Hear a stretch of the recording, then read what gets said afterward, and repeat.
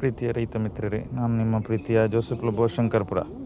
ರೈತ ಮಿತ್ರರೇ, ಇವತ್ತು ನಾನು ಒಂದು ಹೊರಗಡೆ ನರ್ಸರಿಯಿಂದ ತೆಂಗಿನ ಗಿಡಗಳನ್ನು ತರಿಸಿದ್ದೆ. ಅದನ್ನು ತೆಗೆದು ನಾಟಿ ಮಾಡಲಿಕ್ಕೆ ರೆಡಿ ಮಾಡುವಾಗ ನೋಡಿ, ಒಂದೇ ಗಿಡದ ಆ ಬ್ಯಾಗಲ್ಲಿ ಎಷ್ಟೊಂದು ಹುಳಗಳು ನೋಡಿ, ಇಲ್ಲಿ ಕಾಣ್ತದಲ್ಲ,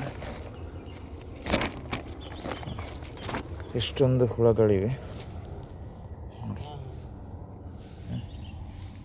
ಇಷ್ಟೊಂದು ಹುಳಗಳು ಈ ಬ್ಯಾಗಲ್ಲಿ ಈ ಕಾಯಿ ಒಳಗೆ ಇತ್ತು. ದಯವಿಟ್ಟು ಯಾರಾದರೂ ನೋಡಿ, ಈ ರೀತಿಯಾಗಿ ಹೋಲ್ ಮಾಡಿದರೆ ಒಳಗಡೆನೂ ಹುಳ ಇತ್ತು, ಅದು ತೆಗೆದೆ ನಾನು.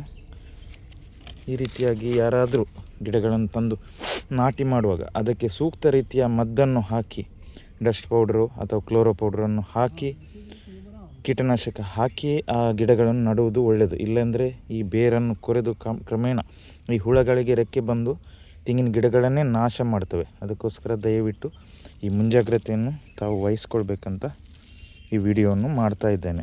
ರೈತರಿಗೆ ಉಪಯೋಗವಾಗಲಿ ಅನ್ನೋ ಒಂದೇ ಒಂದು ಉದ್ದೇಶ. ಧನ್ಯವಾದಗಳೊಂದಿಗೆ ಜೋಸೆಫ್ ಲೋಬೋ ಶಂಕರ್ಪುರ.